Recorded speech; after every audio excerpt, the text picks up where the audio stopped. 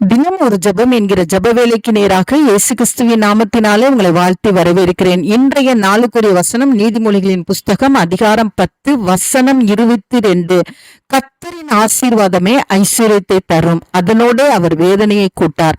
நாம் யாவரும் கண்களை மூடி தேவனை நோக்கி ஜெபிப்போம். எங்களை நேசிக்கிறதான நல்ல தகப்பனே, இந்த நாளுக்காக ஸ்தோத்திரம் ஆண்டவரே.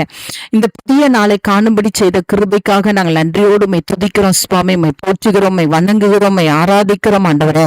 ஆமாண்டவரே, கர்த்தர் இன்றைக்கு எங்களுக்கு கொடுத்த வார்த்தையின்படி கர்த்தருடைய ஆசீர்வாதம் தான் எங்களுக்கு ஐஸ்வர்யத்தை தரும், அதனோடு நீங்க வேதனை கூட்ட மாட்டீங்க ஆண்டவரே. ஆமாண்டவரே, வேதனை இல்லாத ஆசீர்வாதத்தை கர்த்தர் இந்த நாளில் உடைய பிள்ளைகளுக்கு கர்த்தர் கொடுக்கும்படியாய் கர்த்தர் சித்தம் கொண்டதுக்காக ஸ்தோத்திரம். கர்த்தர் ஒருவரே உடைய பிள்ளைகளை ஆசீர்வதிங்க ஆண்டவரே.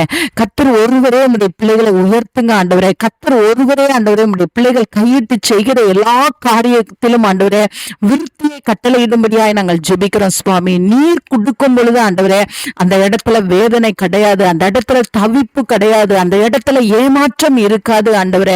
ஆமாண்டவரே, உமக்கு ஸ்தோத்திரம். உடைய பிள்ளைகளுக்கு கர்த்தர் கொடுக்கிற ஆசீர்வாதத்தை இந்த நாளை தாங்க ஆண்டவரே. உடைய பிள்ளைகள் வியாபாரம் பண்ணுகிற இடத்துல, உடைய பிள்ளைகள் வேலை பார்க்கிற இடத்துல ஆண்டவரே, உடைய பிள்ளைகள் ஊழியம் செய்கிற இடத்துல ஆண்டவரே, உடைய பிள்ளைகளுக்கு கர்த்தர் கொடுக்கிற ஆசீர்வாதத்தினால இந்த நாளை நிரப்புங்க ஆண்டவரே.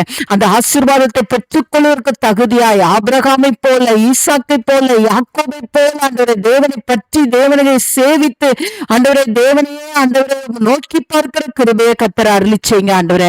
கர்த்தர் அப்படியே செய்கிறபடினால் நன்றி செலுத்துகிறோம் ஆண்டவரே. நம்முடைய பிள்ளைகளை ஆசீர்வதித்து நம்முடைய பிள்ளைகளை உயர்த்தி அருளுங்க. இயேசுவின் மூலம் ஜெபிக்கிறேன் நல்ல பிதாவே, ஆமேன், ஆமேன்.